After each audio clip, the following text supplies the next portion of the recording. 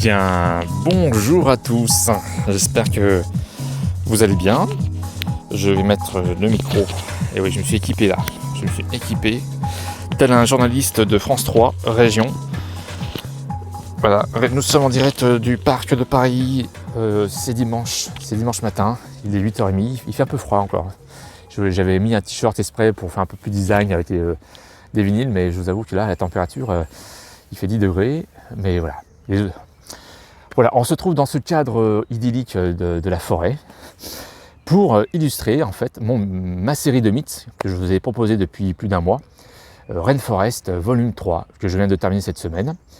Je me suis dit, tiens, pour avoir plus d'interactivité avec vous, en attendant encore quelques semaines pour mieux se voir physiquement et analogiquement, et allez, je me lance dans une première vidéo pour vous expliquer le choix de mes disques que je vais vous présenter pour ce Rainforest volume 3.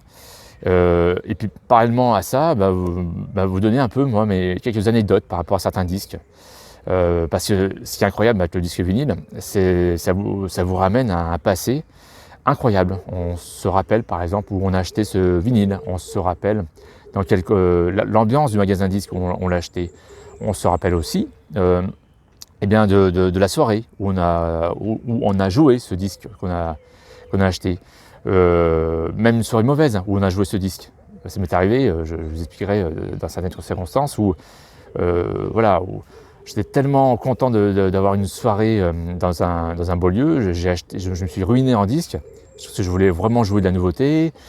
Et quand je me suis retrouvé devant un public inculte aux musiques électroniques à l'époque, j'étais déçu. Je dis attends, j'ai investi dans ces disques pour en fait avoir en face de moi un public qui voulait plutôt du hardcore ou plutôt de la dance music.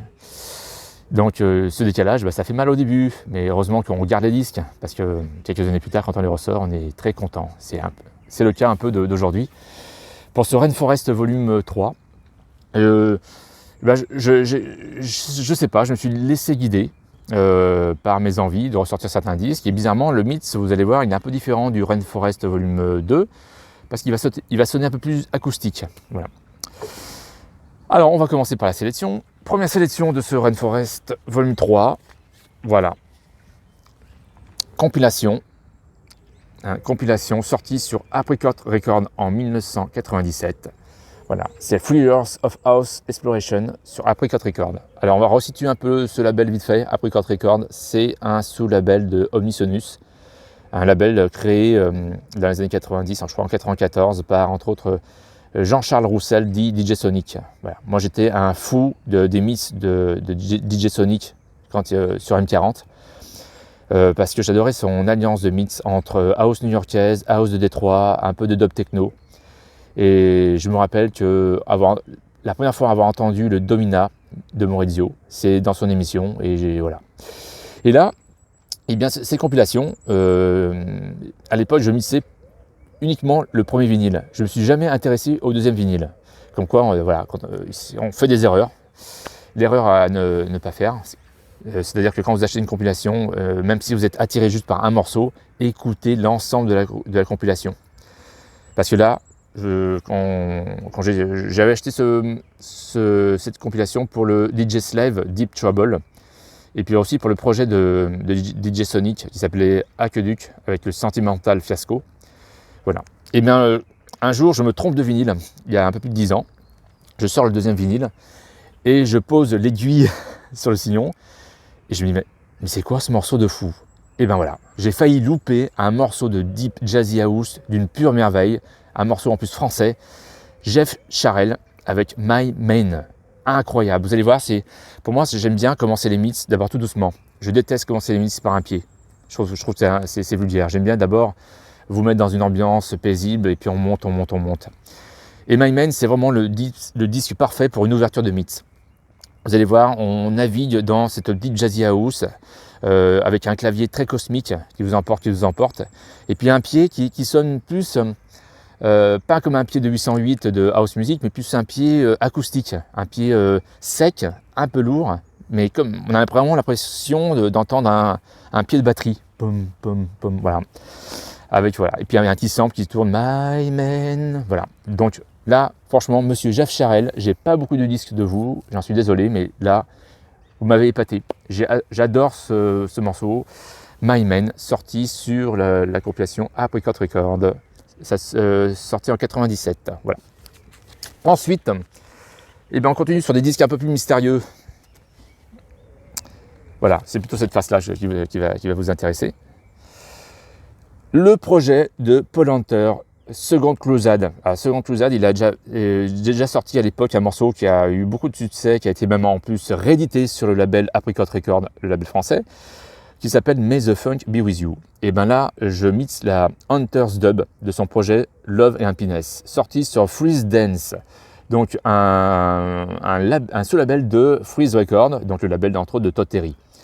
Moi, j'étais persuadé que Paul Hunter était américain, parce que quand vous allez écouter ce morceau, on a vraiment l'impression d'avoir une intro à la Lenny Fontana, c'est-à-dire un pied et des percussions, voire peut-être de temps en temps un petit rappel à Frankie Feliciano. Et en fait, non, j'ai fait des recherches sur ce mystérieux producteur, on n'a pas très peu d'infos, de son vrai nom, Paul Joseph Hunter, et il n'a pas une grande discographie, mais écouter sa discographie, moi, elle me rend vraiment très nostalgique. Et ce morceau, entre autres, pourquoi je mise la Hunter's Dub? Parce que en 1994, j'allais dire 1984, en 1994, en mars précisément 1994,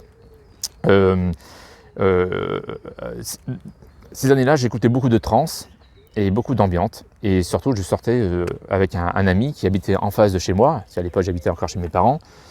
Il avait en plus le permis de conduire, une Renault 5 TL. Et on écumait une fois par week-end une rave party. Et en mars 1994, à Lyon, il faisait très froid. Et je ne me sentais pas le courage d'aller affronter, d'aller danser en pleine forêt. Donc j'appelle ce pote qui s'appelle Xavier. Je fais Xavier, écoute, franchement, je ne me sens pas. Ça dit qu'on aille à la découverte d'une boîte de nuit qu'on n'aurait pas faite à Lyon. Et il me fait, oh ouais, moi aussi, ok, pas de souci.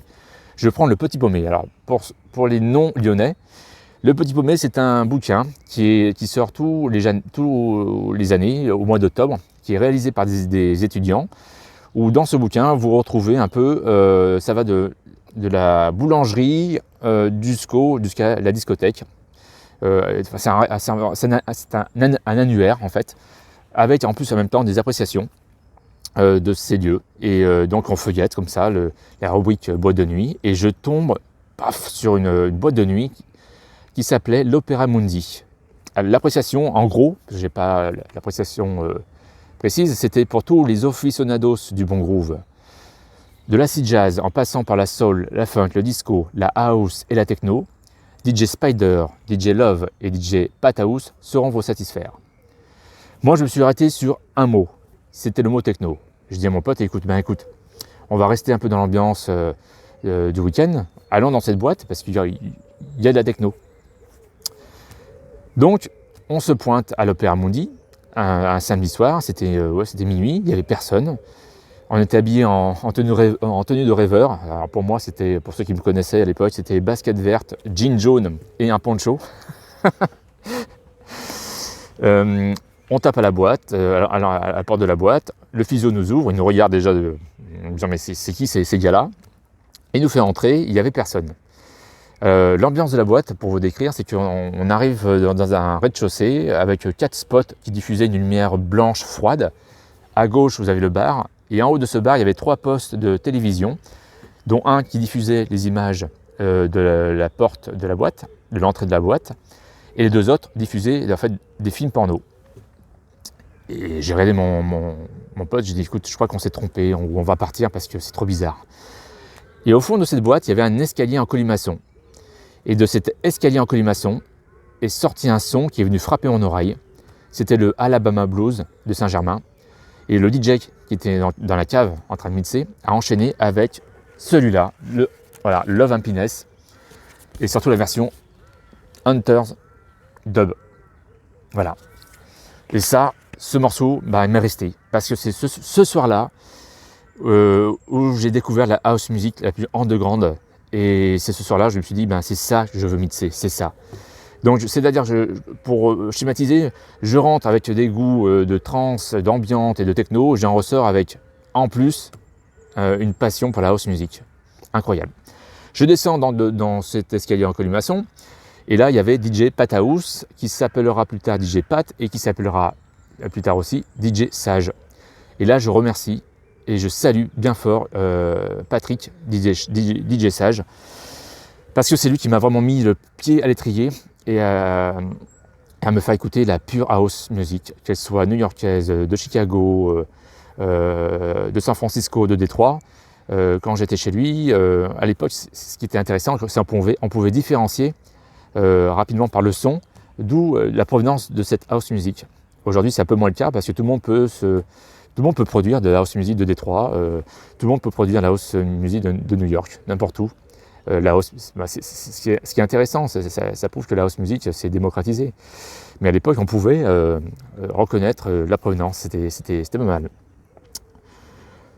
Alors, j'ai 3 questions, enfin plutôt 2 questions, et je voudrais que, entre autres, Fred Spider, DJ Love, Xavier, Patrick, DJ Sage, et aussi Vincent Carry, parce que je sais que Vincent Carry était aussi directeur artistique de l'Opéra Mundi, et je le remercie parce que c'est lui qui m'a mis un petit peu, qui m'a mis le pied à l'étrier pour jouer dans cette discothèque, sachant qu'à l'époque j'avais, je mixais très mal, voire ouais.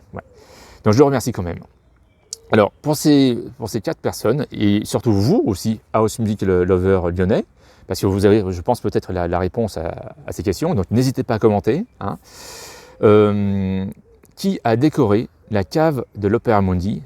Parce que quand on rentrait dans cette cave, pour ceux qui se rappellent, tout était en mosaïque. Incroyablement, cette cave a été décorée d'une façon incroyable. Donc qui a décoré cette cave? Et qui, deuxième question, c'est une question mystère là. Parce qu'on s'est tous posé la question à la fermeture malheureusement de l'Opéra Mundi, parce que fermeture administrative, parce qu'un connard d'étudiant bourré s'est cassé la gueule dans cet escalier en colimaçon, ce qui a donné en fait une fermeture administrative entre autres, et après ça n'a plus véritablement été ouvert. Et moi, je voulais vraiment garder la plaque d'entrée de cette discothèque, parce que moi cette discothèque, c'est vraiment le pied à l'étrier sur la house music.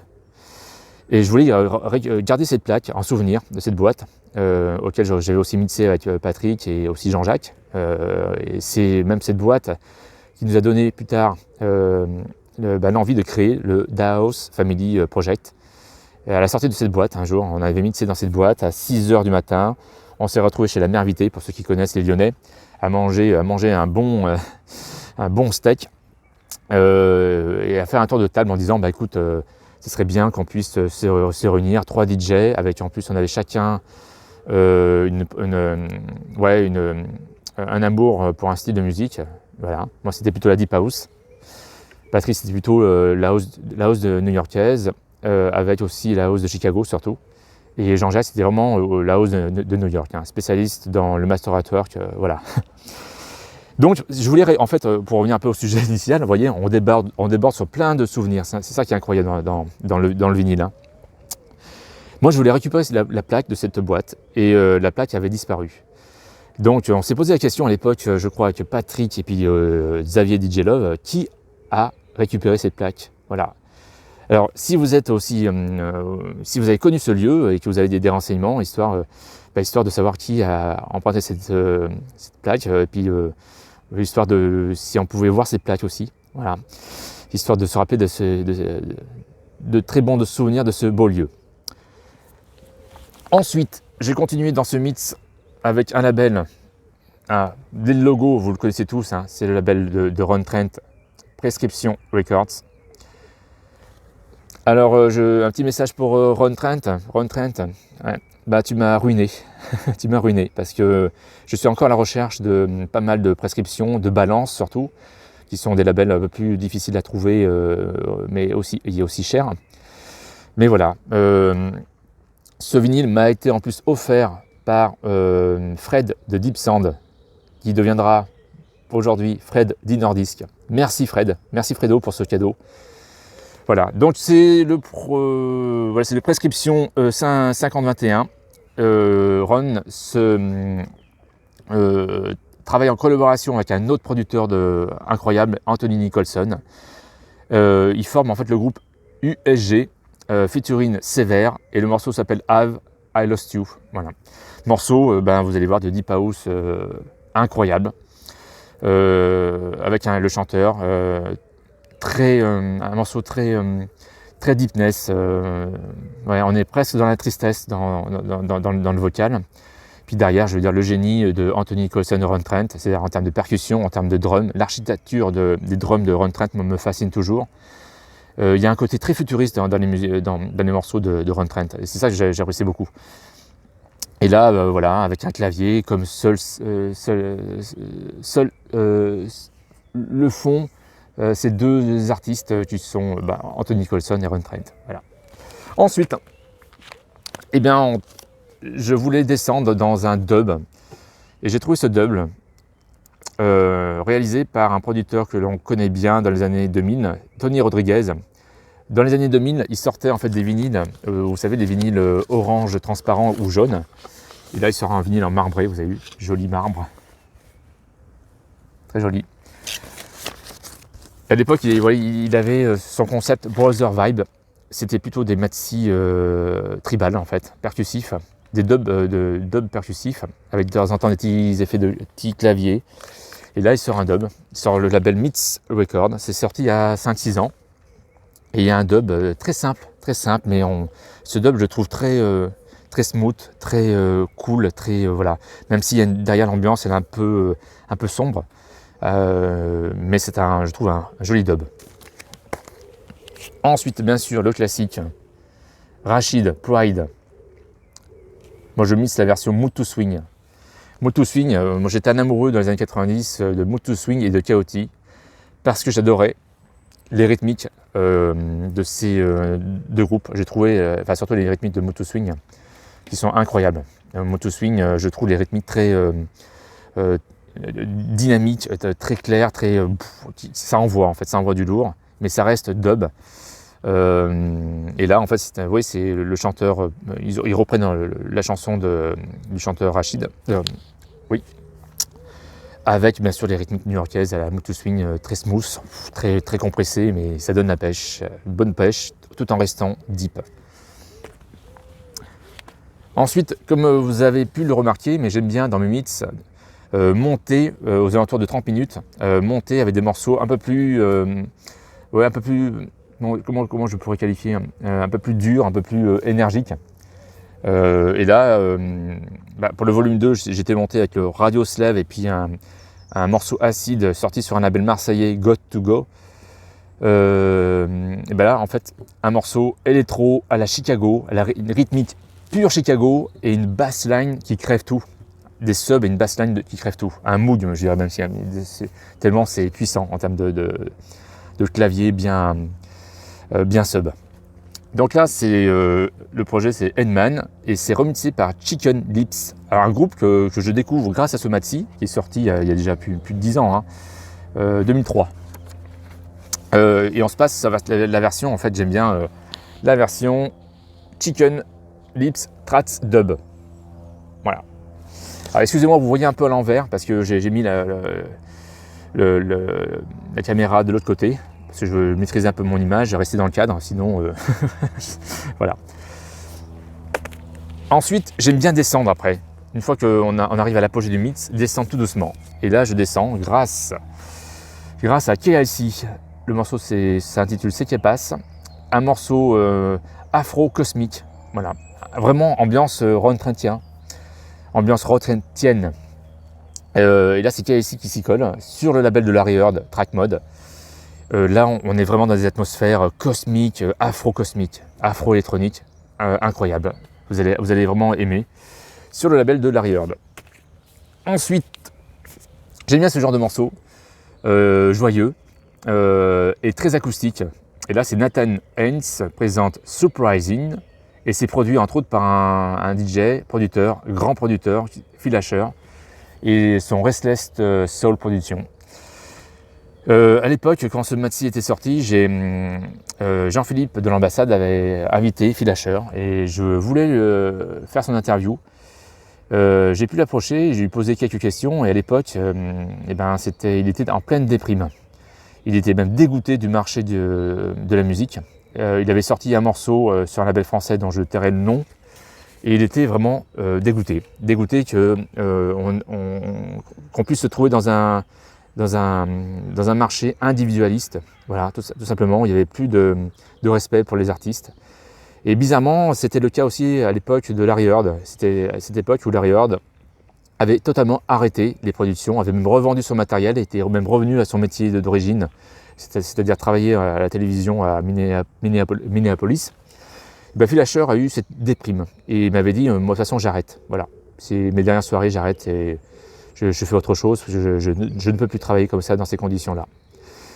En fait, il n'a jamais arrêté, hein, heureusement, parce qu'on le retrouvera nous 10 ans plus tard grâce au Nu Sonore mixé dans le Worldwide Mix. Il y avait entre autres cet après-midi, bien sûr J. Peterson, DJ BPM, Phil Asher et Ashley Biddle. Ouais, une après-midi de dingue, incroyable. Donc pour lui rendre hommage, j'ai ressorti sur ce label Chili Funk. J'adore ce label Chili Funk, très acoustique, très guitarisant, très acoustique. Dans la pure tradition des morceaux funky, funky deep house. J'aime bien dans mes mix, vous savez, vous avez pu vous en apercevoir, vous en apercevoir. J'aime bien mélanger le côté deepness et le côté darkness. Et le côté darkness, je l'ai retrouvé dans cet album de Mac Delgado, sorti sur Henry Street, donc un sous-label de Strictly Reason, avec son projet Upstairs Lounge. Et là, je vous passe un morceau bête et méchant, mais bien fait, à la new-yorkaise. C'est-à-dire c'est un sample de batterie avec un espèce de clavier qu'il fait évoluer en ouvrant un filtre, en le renfermant en filtre, en le réouvrant avec le filtre et en le renfermant. Tout bête. Et derrière la rythmique avec Mac Delgado, rythmique très puissante, avec un clap qui défonce tout. Et voilà, j'adore ça, ce côté d'un coup redescendre dans des côtés sombres, caverneuses on va dire. Mac Delgado sur Henry Street. Ensuite, sur une compilation, là je vous assure que là j'ai tout écouté. Et sur la compilation Tribal United Kingdom, il y a une ramification américaine Tribal de ce label. J'adorais ce label Tribal parce que surtout pour des morceaux de deep dish, voilà, je kiffe. Et là entre autres, je mixe un deep dish avec le morceau Chocolate City Love Songs. Et là on est dans la deep house pure, traditionnelle, aérienne. Ce morceau, je me rappelle, la première fois que j'ai écouté, c'est sur un mix de DJ Deep. Voilà, j'adorais. Cyril, il sait trouver les morceaux deep les plus puissants et entre autres j'ai retrouvé ce morceau et je suis très content sur cette compilation. Donc vous allez voir, à la deep dish, c'est-à-dire des gros subs et surtout des claviers et puis des fois des petits halos de voix, vocales comme ça. Et on part très loin dans ce morceau avec bien sûr un saxo qui défonce tout. Voilà, sur cette compilation volume 2 Tribal. Et je termine le mix tout en douceur sur le label, entre autres un sous-label de label Track Mode du label de Larry Heard, Alleviated Records, Chris Coleman, la chanteuse, et on se passe le morceau Shine, mais la version Sunrise, c'est-à-dire sans le pied. C'est un morceau sans pied, et vous allez voir, pour terminer une session, j'aime bien terminer tranquillement, juste le côté jazzy, les claviers à la Larry Heard, le petit sub qui va bien et surtout la voix incroyable de Chris Coleman. Voilà. Et bien écoutez, avant de terminer cette vidéo, je voudrais moi avoir votre avis sur ma sélection. Est-ce qu'il y a des disques qui résonnent en vous? N'hésitez pas à commenter, me dire ouais tiens ce disque moi aussi je l'ai, il me fait penser à tel ou tel événement. Vraiment n'hésitez surtout pas, ça m'intéresserait d'avoir votre avis. Pour terminer, je voulais saluer 2 personnes et je dédie mon mix à ces 2 personnes. Première personne, DJ Colin de Belgique. Je sais qu'elle va passer la semaine prochaine une semaine décisive en termes de santé, dont je pense beaucoup à toi. J'espère que tout se passera bien. Je t'envoie toutes mes énergies positives grâce à ce mix. Et je tenais aussi à saluer Teddy J et Olivier Gilles. Teddy J qui a fermé Galette, son magasin disque. Et Teddy, j'espère que tu vas, en vue de ce qu'a écrit ton frère sur Facebook, que tu vas rebondir sur un nouveau projet. Donc j'espère que de tout cœur que tu vas pouvoir réaliser ce beau projet. N'hésite pas à m'en parler, j'en ferai écho sur Deepline et sur pourquoi pas les prochaines vidéos. Hein. Eh bien je vous remercie déjà aussi pour votre fidélité au long de ces mix. Et j'espère que ce Rainforest volume 3, vous allez l'apprécier. Et surtout, n'hésitez pas à le télécharger et surtout commenter. Voilà. Et pour terminer, j'aime bien terminer par cette phrase. Glen Underground, Say Bay, House Music Will Never Die, Casual 261. Ciao!